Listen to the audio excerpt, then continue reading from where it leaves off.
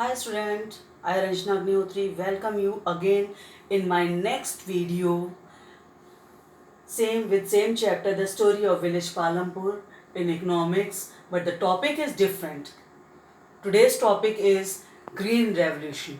ठीक है, आज मैं आपको ग्रीन रेवोल्यूशन के बारे में बताऊंगी और इसका मतलब क्या होता है, what is the meaning of green revolution, इसके एडवांटेजेस एंड डिसएडवांटेजेस. तो let's start with green revolution, meaning of green revolution. ठीक है, तो यहाँ पर जो ग्रीन रेवोल्यूशन की मीनिंग मैं आपको शेयर करने जा रही हूँ, उसमें क्या हो जाता है, means revolution brought about in the field of agriculture by using high yielding variety of seeds, means HY seeds, fertilizers, irrigations, pesticides, insecticides, etc. And in the late 1960s, means 1960s में इसको start किया गया था और पहले जो states लिए गए थे that is your Punjab, Haryana and western Uttar Pradesh. ठीक है, कौन कौन से स्टेट थे हमारे पहले? Punjab, Haryana and western Uttar Pradesh. और सबसे पहला एक्सपेरिमेंट जो है ग्रीन रेवोल्यूशन में किसमें किया गया था? आपके वीट की क्रॉप पर किया गया था. तो इसको मैं फिर से एक्सप्लेन कर रही हूँ मीनिंग को, ग्रीन रेवोल्यूशन को हिंदी में, कि मतलब क्या है, जो एग्रीकल्चरल फील्ड के प्रोडक्शन को और अधिक बढ़ाने के लिए हम HY सीड्स का यूज़ कर रहे हैं, फर्टिलाइजर्स का, और न्यू मॉडर्न टेक्निक से इरिगेशन सिस्टम यूज़ कर रहे हैं, पेस्टिसाइड्स है, इंसेक्टिसाइड्स है, इनका यूज़ 1960s के बाद में बहुत रैपिडली जो हमने यूज़ किया है, that is the green revolution. ठीक है, अब ग्रीन रेवोल्यूशन जब हमने यूज़ किया है तो इसके कुछ हमारे एडवांटेजेस भी हैं. तो सबसे बड़ा एडवांटेज यहाँ पर क्या आ जाता है कि इसका ग्रीन रेवोल्यूशन का यूज़ करके हमने प्रोडक्शन या प्रोडक्टिविटी को बहुत रैपिडली इंक्रीज किया है, जस्ट डबल किया है. ठीक है, तो यहाँ और लेकिन क्या डिसएडवांटेज क्या है? इसका यूज़ जो है, ग्रीन रेवोल्यूशन के यूज़ से सॉइल जो है धीरे धीरे अपनी नेचुरल फर्टिलिटी को ख़त्म कर देती है. ठीक है, तो let's start the advantages and disadvantages of green revolution. तो पहले मैं एक पॉइंट एडवांटेज का बताऊंगी, एक पॉइंट डिसएडवांटेज का बताऊंगी. तो फर्स्ट पॉइंट क्या हो जाता है, using of HY seeds for increasing the production. ठीक है, HY सीड्स का यूज करके हम प्रोडक्शन को इंक्रीज करते हैं, लेकिन क्या हो जाता है, और इसी के साथ ही साथ हम इसमें जो है आपके फर्टिलाइजर्स है, आपके पेस्टिसाइड्स है, इंसेक्टिसाइड्स है, इनका यूज करते हैं.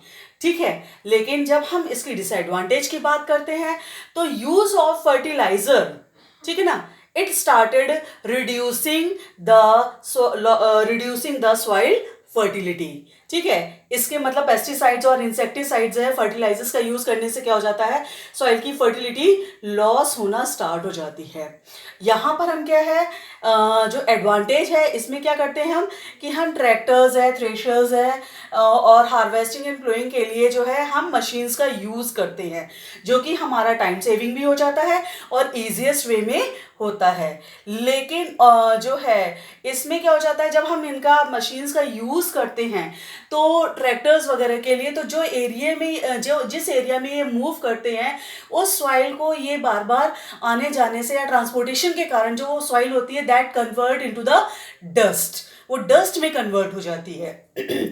इसका जो नेक्स्ट और थर्ड पॉइंट हो जाता है कि जो हम इसमें क्या हो जाता है, एडवांटेज क्या होता है, जो हमारा प्रोडक्शन जब इंक्रीज होता है, ठीक है, तो हमारा सरप्लस भी इंक्रीज होता है. जैसे कि मैं ऑलरेडी बता चुकी हूँ सरप्लस क्या होता है. तो जब सरप्लस हमारा ज़्यादा होता है तो क्या हो जाता है कि फार्मर्स जो हैं उसको मार्केट में आसानी से सेल कर सकते हैं. ठीक है, और इसी के साथ में क्या हो जाता है कि जो ये पेस्टिसाइड्स एंड इंसेक्टिसाइड्स का जो हम बराबर यूज़ कर रहे हैं क्रॉप्स को, उससे पेस्ट एंड इंसेक्ट्स की डेथ होती है, उनको आसानी से हम मार देते हैं.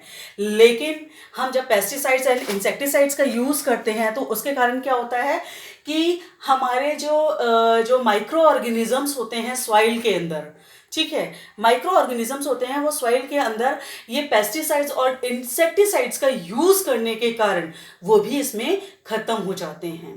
ठीक है, फर्टिलाइजर का यूज हम करते हैं तो कुछ जो है वो क्रॉप के प्रोडक्शन को तो बढ़ाती है, लेकिन उसकी नेचुरल फर्टिलिटी को ये डैमेज कर देती है।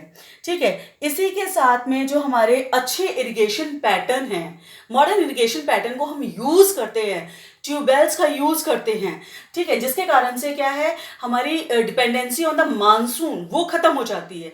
लेकिन डिसएडवांटेज सबसे बड़ा क्या है, जो हम ट्यूबवेल्स वगैरह का यूज़ करें और ज़्यादा से ज़्यादा 1970s के बाद में ज़्यादा से ज़्यादा जो ट्यूबवेल्स लग रहे हैं, उसके कारण से क्या हो रहा है कि जो वाटर टेबल है या ग्राउंड वाटर है, that is also start decreasing.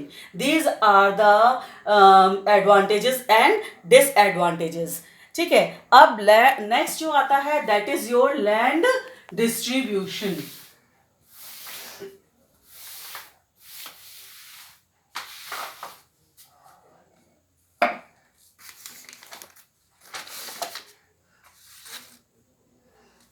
Next topic is your land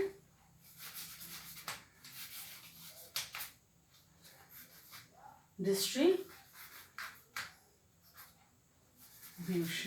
ठीक है, हमारा जो नेक्स्ट टॉपिक है वो क्या है, लैंड डिस्ट्रीब्यूशन। अब इसको समझने के लिए एक मैं छोटा सा ग्राफ बना रही हूं। ठीक है, ये मान लीजिए आपका लैंड है।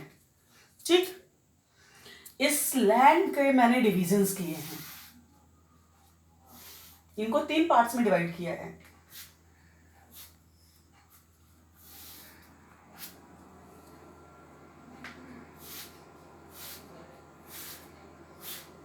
ठीक है, ये मैंने डिस्ट्रीब्यूशन ऑफ लैंड किया है।